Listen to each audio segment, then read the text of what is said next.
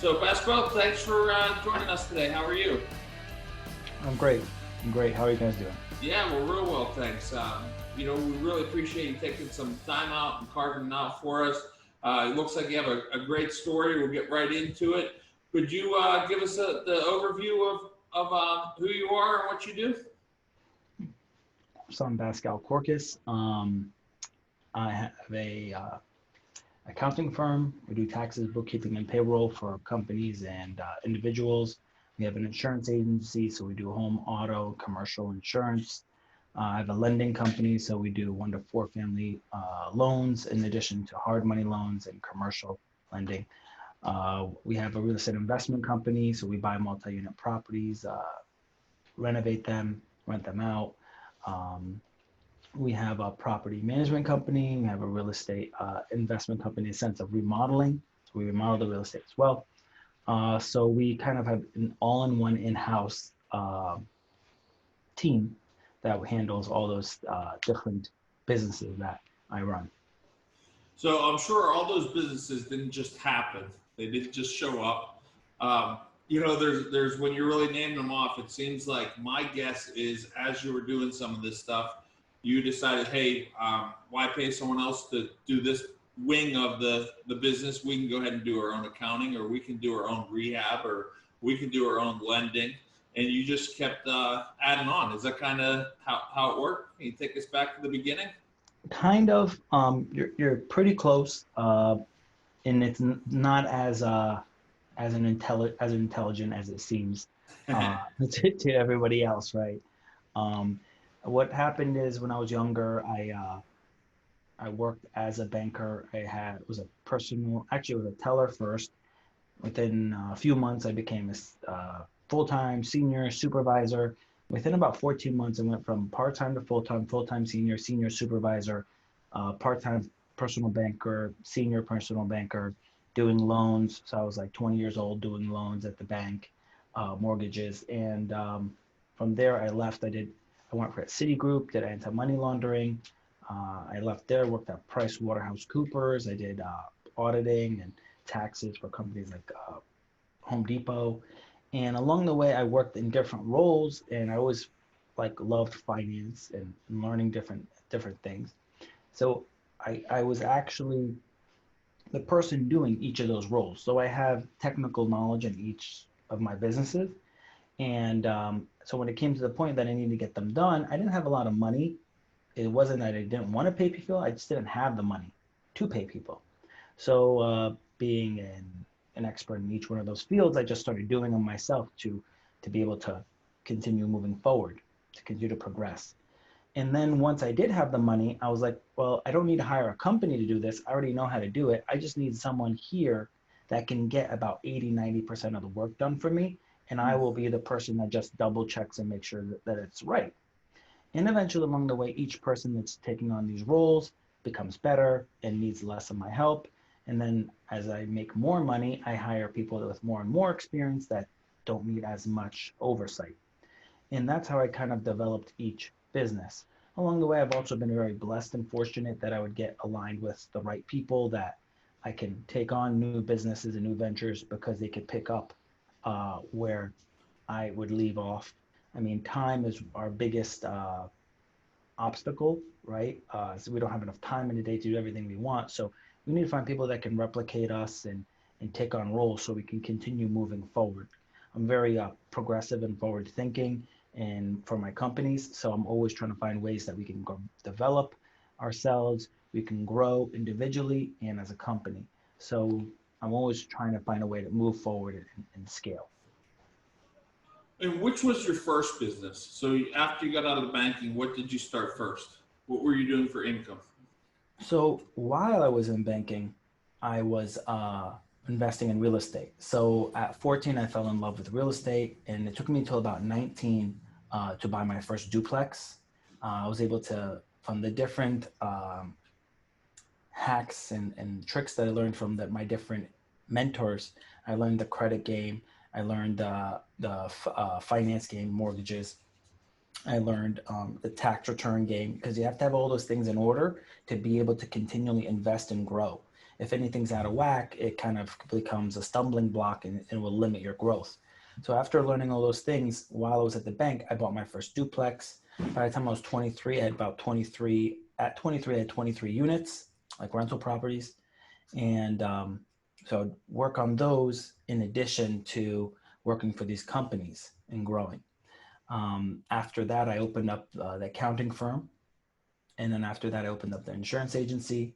And then after that, I opened up my own mortgage company. So I have my own brokerage where we work with like Quicken Loans and Wells Fargo. So instead of going to Quicken Loans or Wells Fargo, you would come to us and get a cheaper price than if you went to them for your mortgages and refinances. So my goal is to have a one-stop shop. I have an office here in Florida. So it's a one-stop shop. You can come and get your taxes done, your insurance done, your mortgages, and everything's at a reduced rate.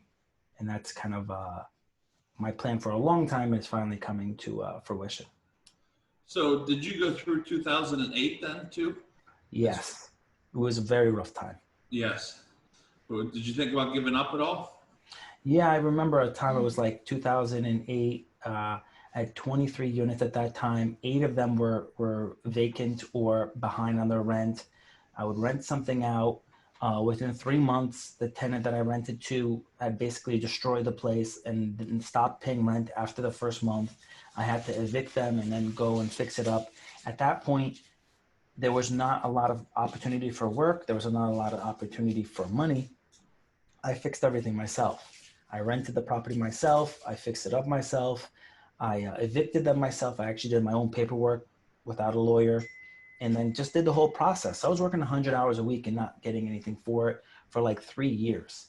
And I was at my mom's kitchen table, and I was like, at that point I was crying. I was like, I think I want to lose everything, and she just basically said, keep your head up and it's going to be okay. And then I had a decision, like I was thinking to myself, I was like, well, I guess I could just quit and go get a job at the bank, right? Go back and work at the bank for $12 an hour again. And I thought to myself, I'm like, I'd rather be here working 100 hours a week and pushing through this. I'd be happier here than anywhere else. Not to say that the bank was a horrible place to work. It was a very nice place to work, but I was happy to struggle to go towards my passion and towards my goal and try to make it work. That attempt was more important to me than just taking the easier route and getting a job and bringing in that money. So, yeah, it was a rough time. And 12 years later, one of the best decisions you made, I would assume, right?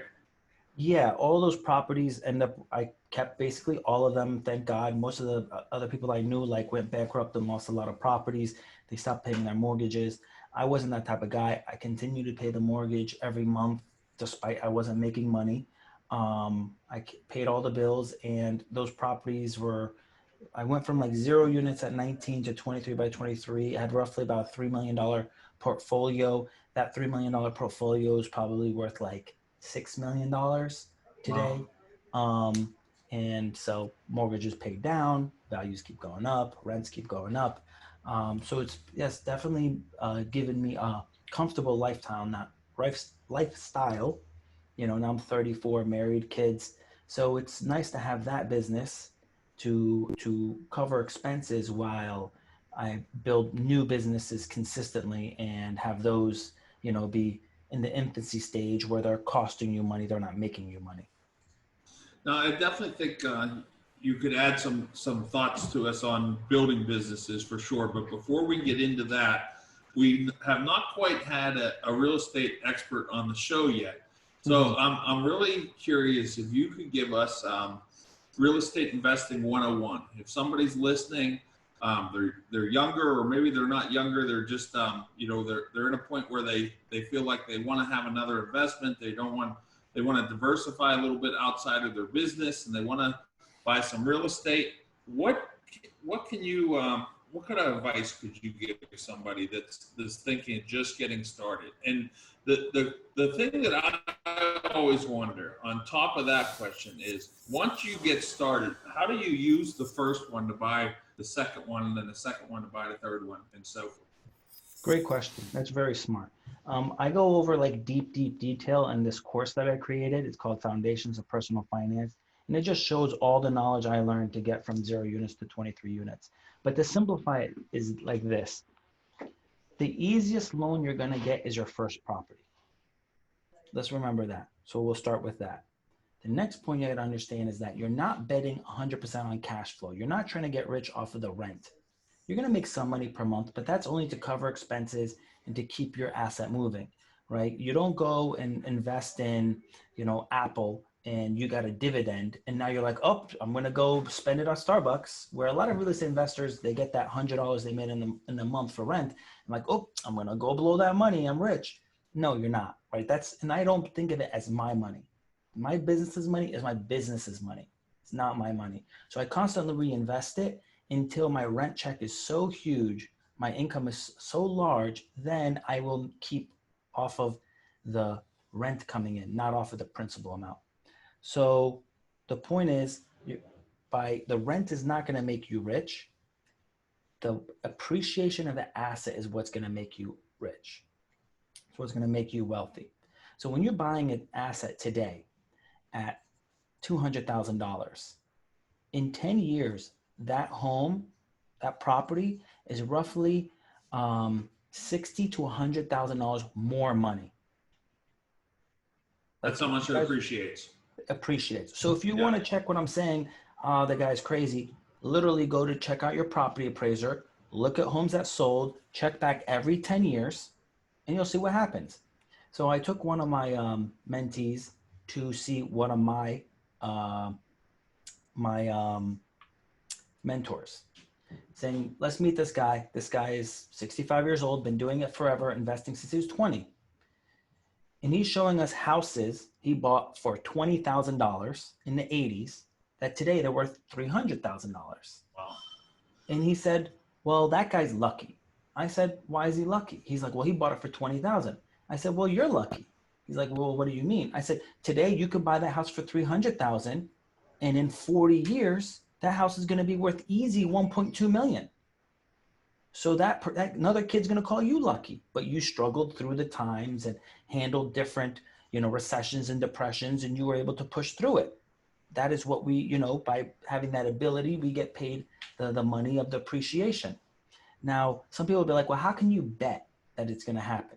I said, well, I know it's going to happen because no matter who's in Congress, doesn't matter if a Democrat or Republican's president, they're going to print money. And as long as they keep printing money, it's going to devalue our currency, which makes all assets go up. Gold's going to go up, real estate's going to go up, stocks are going to go up, because they're only a reflection of the currency that we have. And if we double our currency, what happens is all our assets eventually double. It takes time to trickle down and to see it, but it happens over a period of time. So now I call this period of time is going to be the greatest opportunity in our lifetime for wealth creation or wealth loss. Now you can choose which side to be on, right? If you're buying assets, stocks, gold, real estate, you're going to be on the winning side because they're going to go up dramatically as they keep printing more money. They've currently printed 2.8 trillion. They're going to print another trillion, and they need to print a total of $10 trillion total to keep us from going into a depression. So if they don't, we're going to go into a depression because the macroeconomics of how much money we've lost in globally from not working has had such a negative effect, right? 25% of all businesses are not going to reopen.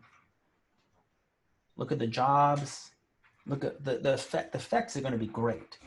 And we still don't have manufacturing back in order. So even if we wanted to sell products, we're not going to have it. So you're going to see later products are going to be less. You're going to see less products available for sale and people not have money, yet still the cost of the product is going up in price because the supply and demand is still going to be off. demand's going to be high, even though people won't have money. So the costs are going to keep going up. I definitely think you made the idea behind you made the point to go out and to get assets for sure. That's how you're going to build wealth. You're right. This is definitely a time. And let me tie it Yes. back in. Why real estate? Real Okay. estate, you can get 5-to-1 on your money on an investment property. You can't get 5-to-1 on a stock. You can get a 5-to-1 on an investment property with rates as low as for investment deals from 4 to 5%, which is very low. Now, if it's your first time buying a property, first time home buyer, you can buy a quadplex with only 3.5% down. So your multiplier on your money is significant. You buy a fourplex that needs work. I'll give you an example. A property I bought 7 years ago. I bought a fourplex 7 years ago for $180,000. I didn't put down 3.5%. I actually put down 30% roughly. I put down $40,000. The rents were $500 to $600 a month on this property. This is in a decent part of town, but I knew the town was going to go from decent to nice. And during that 7-year period of time, it did happen. It went from decent to nice. Rents went to $1,175. So I'm between, let's say $975 to $1,175 on the rents on these 4 units. Okay. The property is now valued $550,000. And how much was it originally? $180,000. Wow. And I only put down $40,000. Just 7 years ago. Yeah, and I made 10x on my money. This is ignoring the fact that I just said I increased the rents over $500 a month per unit. Yep. Obviously, when you increase rents, most of that's net to your pocket. It's not your overhead didn't increase. So you're getting an additional $2,000 a month. That's $24,000 a year. So that means additional $24,000 a year over the initial rent amount. So I'm now pulling in 75% cash on cash return on that deal. Wow. So take us through return annually. Part 2, I did a cash out refi. So about a year ago, I did a cash out refi, and I took $180,000 out of the property. That particular property. The same property. So I pocketed $140,000 plus my initial investment of $40,000. I have now no money in the deal. My loan only went up like a few. It went up maybe $800 a month. So I'm still netting $2,000 a month to my pocket. And you have all your money back plus $140,000. Plus $140,000, I'm still bringing in $24,000 a year. Do you refinance all your properties? If the terms are proper. I'm a numbers guy. If the numbers make sense, I buy. Some people will tell me, well, Baskal, why are you buying that property that's $200,000 for that one unit? You're paying $800,000 for that property, where you can go buy 16 units for that same amount of money in this other neighborhood. I said, because the numbers don't make sense. The numbers are the deciding factor, not my emotions or what I want, right? You buy off of what the data says, and you also buy location. Those 2 factors are usually consistently will lead you in the right direction.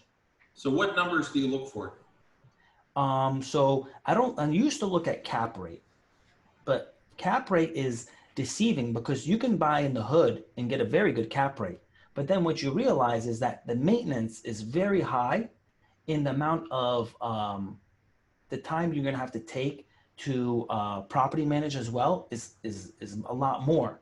So it actually takes you more time and energy and maintenance of the property. So the return isn't there. Plus the appreciation of the asset is not as great compared to buying in a better area.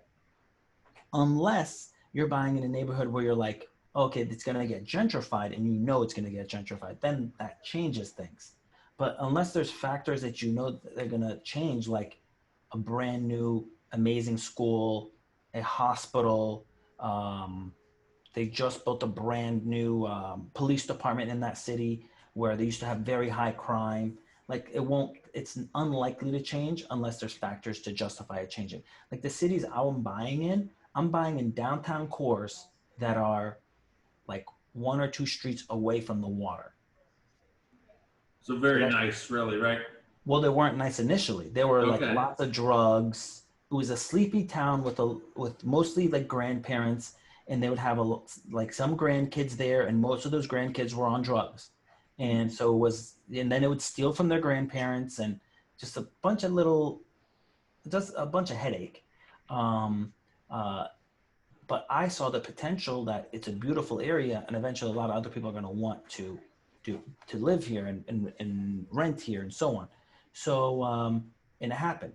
You know, the turn came, it turned, and people started recognizing that, and now houses that used to sell for 150,000 for a little cottage go for 500,000 for a single cottage.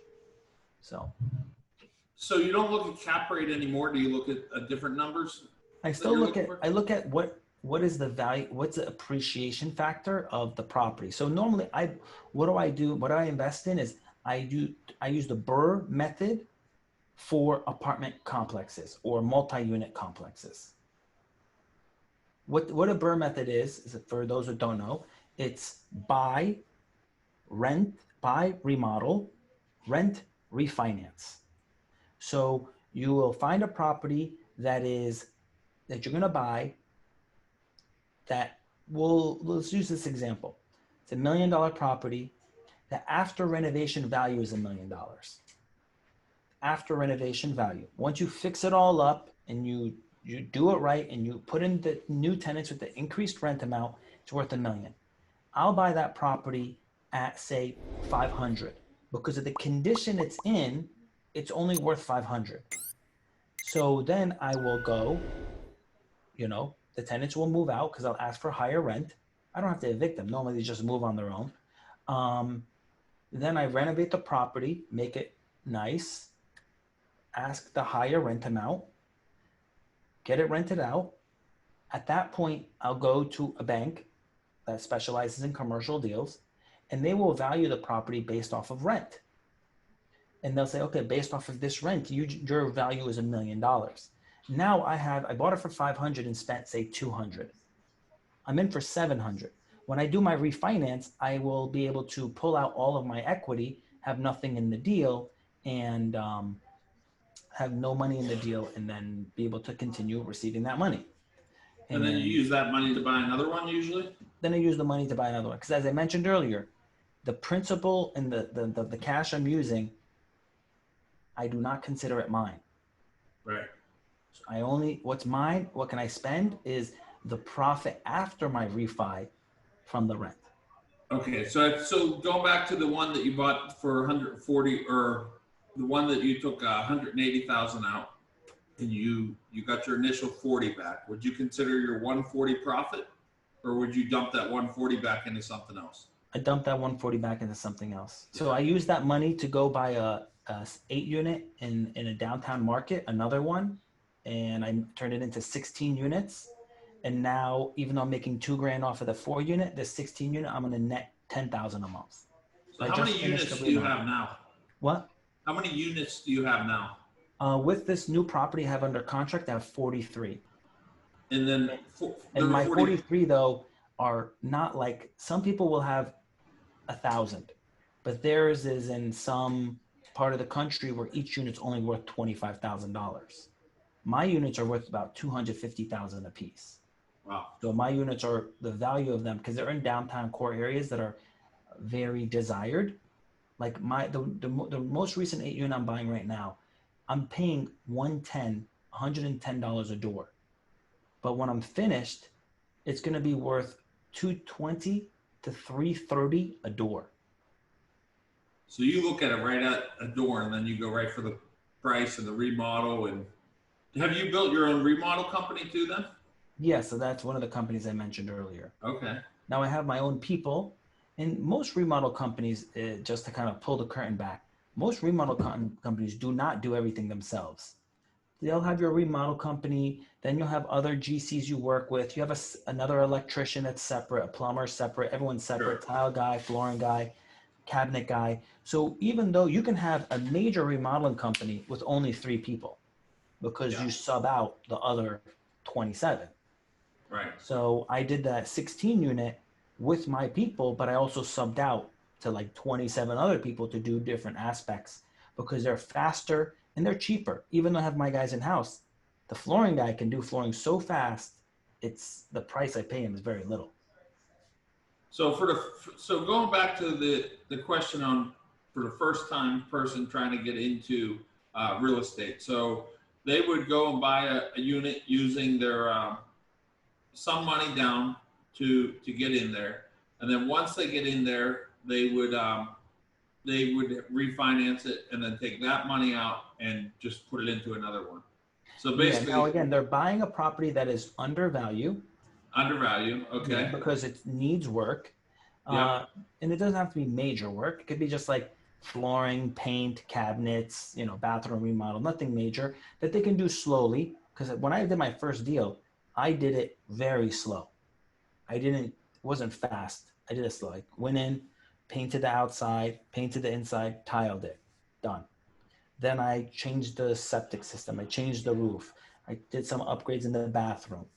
And I slowly, each year, did more upgrades, increased the rent slightly, continually upgraded and increased rents. And that's why it's important not to spend the additional money. It's because you want to be able to have that. Normally, a person, when they're buying their first deal, they don't have another $50,000 saved up. They normally don't have they don't have much money saved, so they're going to need to save the additional rent to pay for things that break down. So you don't necessarily worry about how much debt you have either, then. I don't, because let's another concept, and this is going to blow a lot of people's minds because they don't understand this yet. Let's see if you can read that right there on your money. What it says is, this note is legal tender for all debts, public and private. If you guys don't know what a note is debt. You don't have money. This is not money. This is an IOU that the country gave to either another country or some private company. They then printed more IOUs and said, here, citizen, you're going to pay this back. So this is not money. This is debt. So am I afraid if I had $1 million cash in debt, or if I have $1 million loan in debt? It's still a debt. So now the next thing you're going to say, well, Baskal, a debt means you're paying interest. I don't pay interest every year on the cash I have in my bank account. I'm going to say you do, because you have this invisible interest called inflation, and it's 3% a year. And you might not be sending in $300 for every 1,000, or every 3% every year, $3 for every 100, but you are losing purchasing power of 3% every year. So what I'm going to do is, instead, I'm going to take this cash and buy silver. I'm going to buy gold. I'm going to buy real estate. Now, when that dollar devaluates, I now owe 3% less on that loan in purchasing power. Yet my asset went up 3%. I just made a really great spread. I don't even have to be that smart, and I just made 6%. Most of the wealthiest real estate investors I know haven't graduated 4th grade. I mean, they're worth like $500 million. Wow.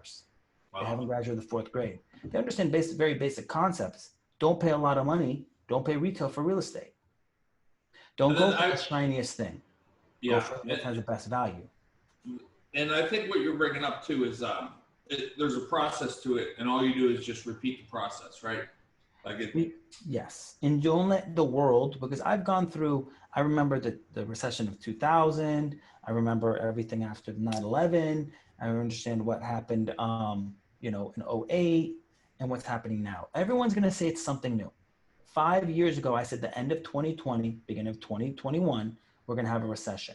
Last year, I put out a video on my IG account, it's still there, around August of last year. I said, we're going to have a recession. I go through all the data and all the facts why we're going to have one. Corona did not cause this recession/depression. It was just the needle that popped the bubble, and it made it worse. So my business plan and my thinking has not changed. All that's happened recently is just said, Baskal, you're right, and whatever you said is going to happen is going to be more aggressive. So double down on what you're doing, because you're going to be, if you are already successful, you're going to be even more successful, because with all this debt that they're printing, asset values are going to go through the roof. And I think you bring up a lot of good points on, the real estate. I think, a lot of people, when you start getting into creating wealth, a lot of people talk about real estate. How important is it for you to own your commercial buildings? Do you own your commercial buildings too? Does each business have a building, or do you? So it's not that important. Okay. Let me say this. Let me start here. If you live in LA, doesn't mean you have to own in LA. If you live in New York, doesn't mean you have to own your property in New York. Because even if you bought it, you're gonna make you're gonna have negative cash flow.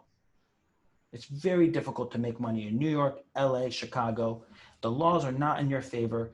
There's 345,000 people behind on their rent in LA, and they have 12 months to sit and not pay it. No problem.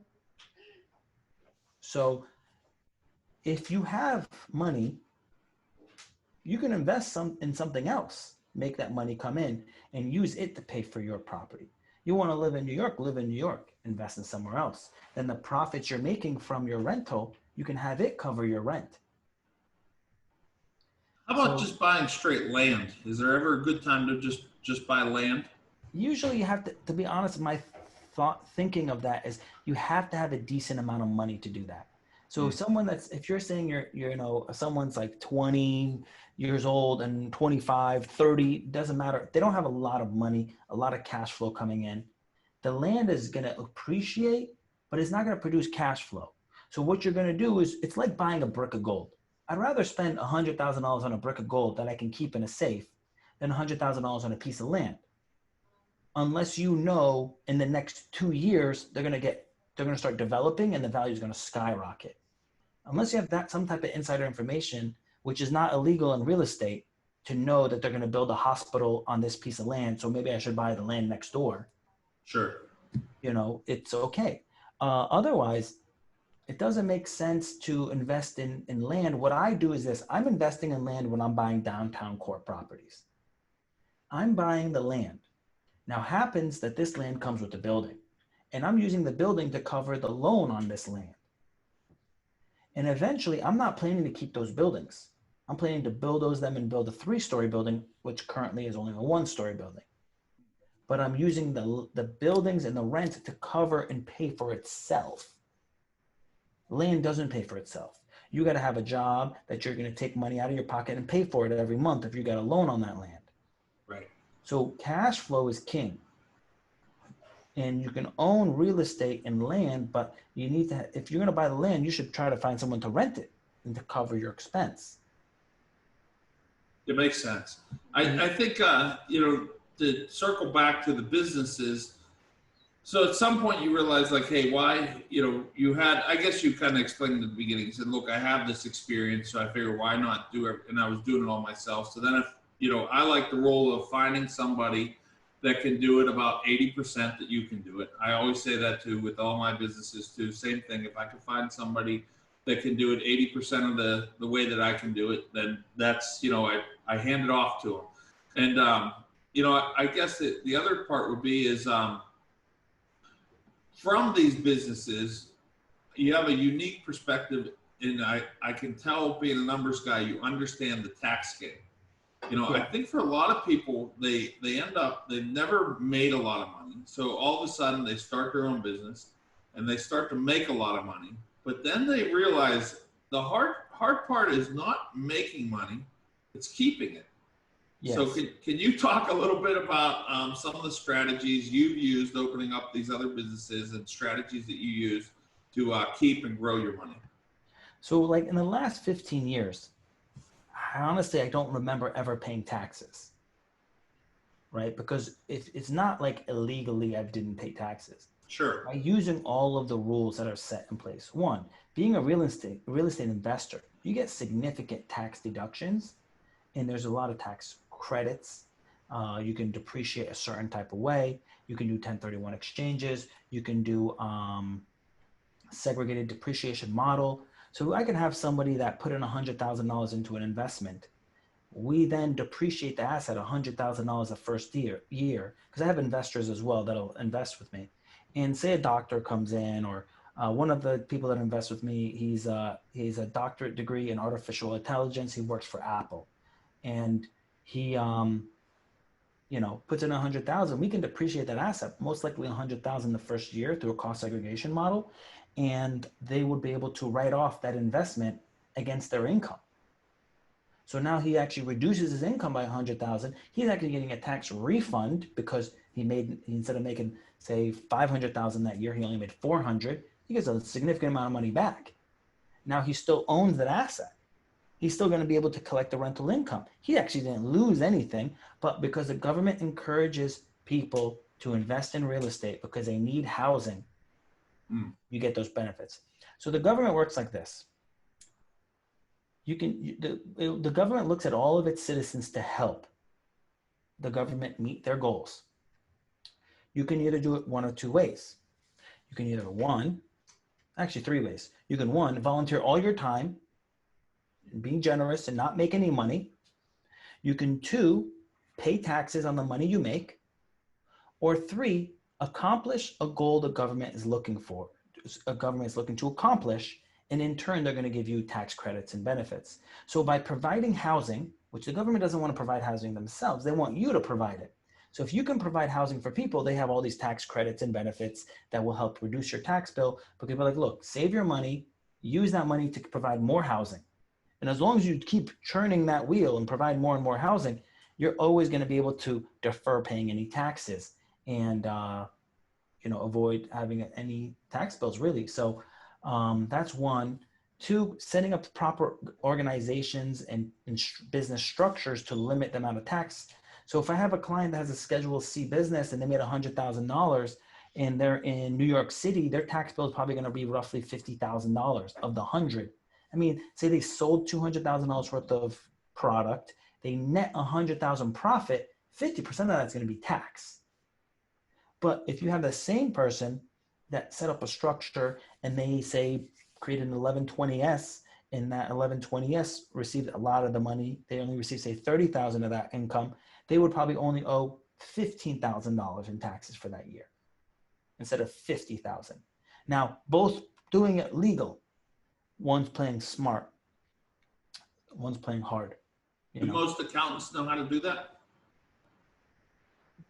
This is the problem with most accountants. You give them a stack of papers and you say, process this. They will process it. Doesn't mean they're thinking and strategizing. There's some really good out there. That's where you'd be like, how come you charge 3 times more than that guy? Well, that guy's not even strategizing for you. He's just processing it for you. You don't know if, he's actually doing all the strategies to help you save money. Most of the time I'll see someone, I'll be like, all right, we're going to change you from a Schedule C to a 1065 on your investment. We're going to change you from a Schedule C to an 1120S on your business, which are actually selling products and giving services. And we're going to give you this, we're going to divvy this much as a pay compensation for you as an owner. We're going to divvy this much out to you as as income, as an owner of the company, as profits, different tax rates. Now we're going to depreciate your real estate asset to counteract your income from your business, washing that income through the depreciation of your business, through your real estate investment, which you really didn't lose any money. So now you're just playing all these rules. Like last year, I probably made 300. After all depreciation, I probably only had 140 on my tax return. Out of the 140, I didn't pay anything. Yeah, because you played the laws, played the rules. And again, like one can watch the other. I complied by all the rules. I just chose to do it right. Now, so again, I have an accounting firm, so I can help people with that. We have insurance agencies. So if you're in Florida, we can do your insurance. We have we help people with the refinances and purchases of property. And we also have the real estate investment company. So if you want to buy real estate and you don't want to go through the work of doing everything yourself, we can help you with that too. You can just partner with us on deals. Now, again, just so you know, I'm very selective on who I work with because I've learned a long time ago that money is not worth it. It has to be a good relationship. So I welcome anyone to come and try and communicate with us. And I would love talking to people. So we're more than happy to help. But if some guy came and he's like, well, I want this and I want this and I want this and I want this. And I was like, yeah, okay. I don't think we'll be able to help you because if they're being very demanding and not nice, I don't want to work with those type of people. Right. So I think you made a good point too. Choosing who you do business with. most people think they got to take all customers, but I think you're right. You know, you eliminate a lot of the headaches before you get started with it too.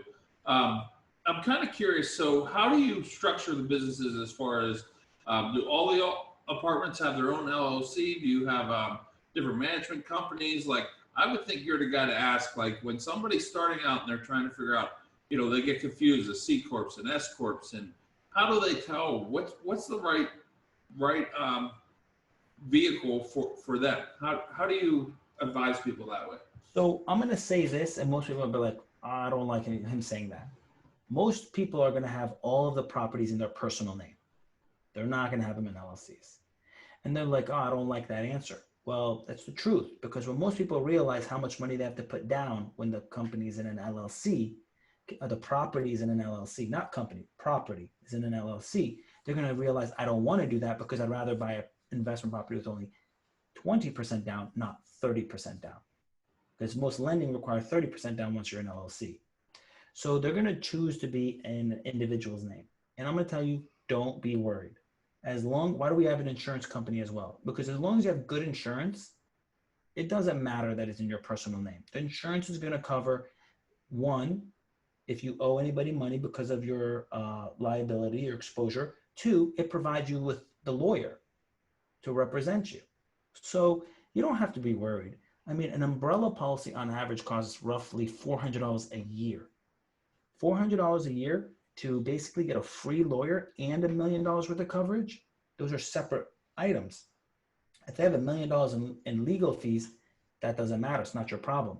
They'll also pay another $1 million out to anyone that has a right to the claim. So if someone falls and breaks their leg, you know, they'll pay them $25,000, and then legal fees is not even part of that number. It's unlimited on legal fees. So you don't need to technically have an LLC immediately. Do I have multiple LLCs for my properties? Yes. Did I have multiple LLCs when I owned 23 units? No. They were all in my personal name. All 23 units were in your personal name. Yeah. Now, eventually I switched out. I started changing things. Yeah. The structure will change over time. But anyone who's been in, actually done what I've done, everyone I've talked to basically said the same thing. They have that hurdle because you only have so much capital. Because the next question people ask me, they're like, Baskal, you're doing well. Why would you take on investors? I believe there's going to be a huge recession coming next year, if not depression. And there's going to be so many deals out there. You're not going to have enough money to buy all of them. Like companies like BlackRock have raised $500 billion for their real estate division. So if they raise $500 billion, your $5 million isn't going to mean anything. They know what's coming. So I'm trying to prepare and say, look, guys, whoever's ready, let me know. We're gonna have a lot of opportunities out there. So that's your thought that we haven't seen the bottom of the stock market yet. We haven't seen nearly the bottom in the real estate business. I mean, really, with Corona, it didn't seem like it did too much to the real estate at all. I mean, it slowed it down maybe, right? Slowed down selling a little bit, but then early June, I know our market here was selling like hotcakes. I mean, so you think it's still on the horizon, all this? Yeah, we're going to have a W. Yeah. There's different predictions on what's happening in the market. Some people are saying we're going to have a V-shaped recovery. I'm saying we're going to have a W. I'm going to say probably later in the year, we're going to have more downward pressure. They're probably going to fight it hard because they never let the market fall prior to an election. And then post-election, it should go down. I would say worst case scenario probably by like May 2021, because we have 12 months of forbearances on like rent and mortgage payments. So in LA, you have 12 months before someone can be evicted. Now, who's going to sell their rental property with someone in there that's not paying? They're probably holding off. The landlord's holding off, hopefully getting them out, and then they can go and sell the property after or resolve the issue and continue renting. But eventually people are going to need capital and they're going to have to sell. And if everybody's going to be selling around May 2021, there's going to be a huge amount of properties coming up for sale. Now, the forbearances on mortgages are 12 months. Most of them are going to come due around April, May, June. They're going to be coming due. So in that period of time, there'll be a couple options. One, pay everything you owe. Two, do a loan modification. And I used to do loan modification, so I remember how it was in '08. You doing a loan modification, you have to basically have some type of income. So if the person doesn't have any income, they're not going to approve it. If the person doesn't have enough income, they're not going to approve it. You can have a reduction of income and qualify for a loan modification, but it has to be like a very fine, there's a fine line that you have to basically go and qualify. So a lot of people who should have gotten loan modifications, in my opinion, did not get them in '08. And it was really sad seeing them lose their properties. So a lot of properties are going to come up. There's less qualified people to purchase them. Less people have enough money to put down. Banks are now requiring 20% down to purchase properties. And if you noticed that the credit bureaus have changed the way they assess credit scores. So most Americans have seen 20 to 30% drop on their credit report. And that happened in '08 as well.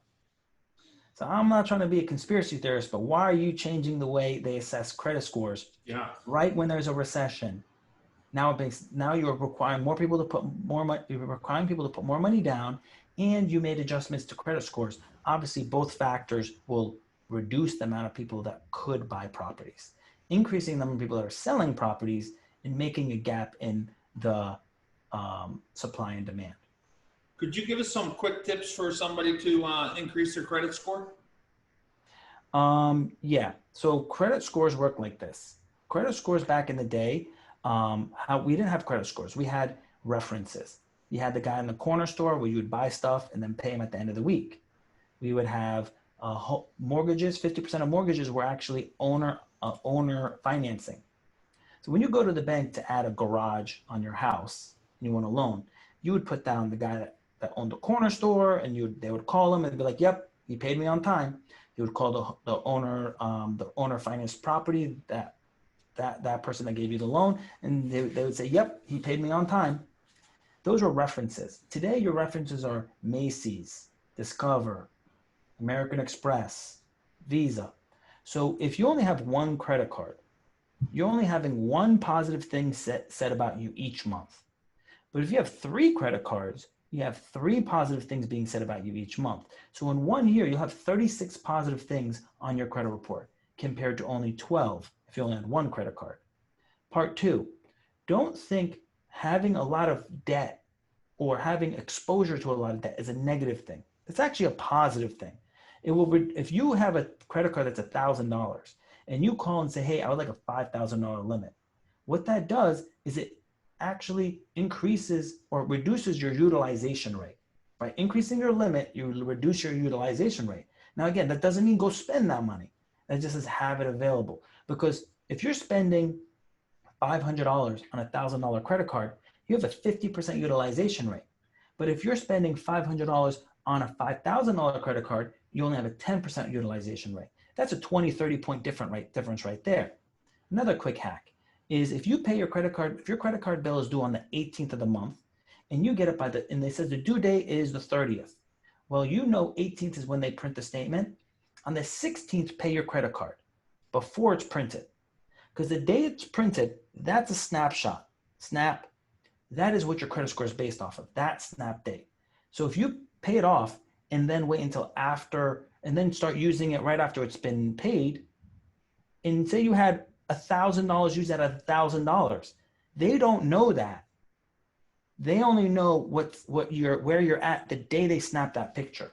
So if you're gonna go buy a car, get a car loan, get a house, I always paid off my credit card a couple of days before.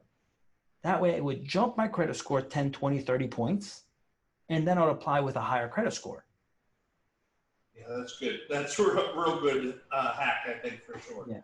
And my course has like hours and hours of stuff to teach you how to improve your credit, improve your tax returns, improve your, know what the different type of mortgages, how to find a great deal, how to improve your savings. Like all of this is stuff that we're not taught. That's really, we should have been taught. And I was fortunate enough to go out, have a desire to learn these things, and go and find different mentors that specialized in each area. And they were able to teach me this information. So I basically put it in the course called Foundations of Personal Finance. So people can learn these things and take you to where I went from 0 units to 23 units. So some people are telling me, well, Baskal, I already have 3 units. I don't know if I need your course. I'm like, well, if you don't have 23 units in a short span of 3.5 years, then you probably need the course. So my net goal is for people to get more successful. It's not for me to make the money on the course. It costs me way more money to produce that course than I'm even getting. So I'm not even covering my cost. My goal on the course is that enough people learn these strategies that they can come, and when they need the mortgage, they're coming to see us. When they need these different aspects, they're coming to see us. And we're going to make a little bit here, a little bit there. And the prices we charge for everything is very competitive. So it's not like we're charging a lot. We're charging very competitive rates. And the net goal is actually to get enough people familiar with us and what we're doing. So because we're going to be putting out a financial app that's going to help kind of change things. And by them understanding these aspects, they can either use the app to save money or they can work on the app to make money. So that's coming soon. And a lot of good stuff's coming. Yeah, that's great. So let us know, where can people find you if they want to get more? Your knowledge is just on a different level here. I appreciate that you shared it with our listeners. Where can people get more of you? So at Baskal Korkis on YouTube, on Instagram. I have like 200,000 followers on Instagram. YouTube, I don't have that many, so definitely go subscribe on YouTube. There's a lot of content on YouTube, a lot of good stuff, very longer, detailed videos to bring your game to the next level. LinkedIn, Facebook. I mean, I'm at Baskal Korkis everywhere, you know. Oh, TikTok too. I don't dance. I don't dance on TikTok, so don't worry. So are you on TikTok too? I am on TikTok. Yeah. We've been talking a lot lately in the last couple of shows about TikTok, and it seems like most people would think that all you do is, dance on there. But it's another platform that there's really a leg of it that is entrepreneurship, and there's a leg of this of real estate, and really anything you want to get some great information, it's on there, right?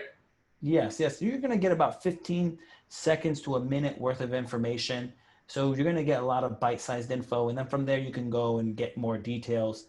It is very addicting. So I'm going to warn you right now. It is. Do not watch it when you're about to go to bed, because before you know it, it's 10 o'clock. Then you look at the clock again, it's 3 o'clock. Yeah. Well, I always say I hate to watch it when I'm trying to start my day. Oh, real quick, I'll watch TikTok. Next thing I know, like, I just wasted, my most important hour of the day. So absolutely, you're right. It's addictive, but there's way more on there than just what people think. For kids, that there's definitely a lot of good snippets in there that you can go, and then if you like somebody on there, you can go follow them on YouTube or their other platforms and really learn from them. So you're right there. Now it's time to solve the equation to Baskal's success. This is where I ask you 7 rapid-fire questions to help solve the equation. Are you ready? Yes. Okay. Best seminar or teaching you've ever been to? I went to the ClickFunnels event. It was amazing. Favorite item you bought recently under $100?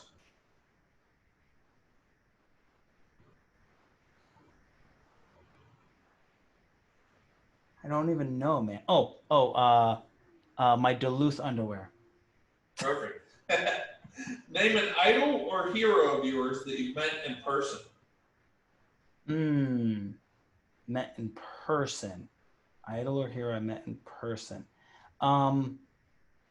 Did it have to be an idol or a hero prior to me meeting them, or did it become my hero? Yeah, either way. Okay. Tony Conyers, Mark Hamburg, both amazing people that I was just like, I met them and I was like, wow, there's people like you in the world, That's great. Favorite book to give as a gift? Favorite book to give as a gift? I would say Think and Grow Rich would be an amazing book for people to read. Yeah, that's my favorite right there. We talk about it a lot on the show. I think that's my favorite book to give as a gift as well. Yep. Something you do every morning before you brush your teeth? There's actually a list. My morning routine involves saying I'm blessed, being thankful, drinking a large glass of water. I meditate. I exercise. Um, I do Wing Chun Kung Fu, so I practice my motions. I stretch, and then I go and brush my teeth. Your personal mantra or favorite quote? Don't be good, be great. Place you go to decompress and reset? The gym. Thank you so much for being part of the show today. We really appreciate it. Baskal, many blessings to you. Thanks for being on today. God bless you guys as well.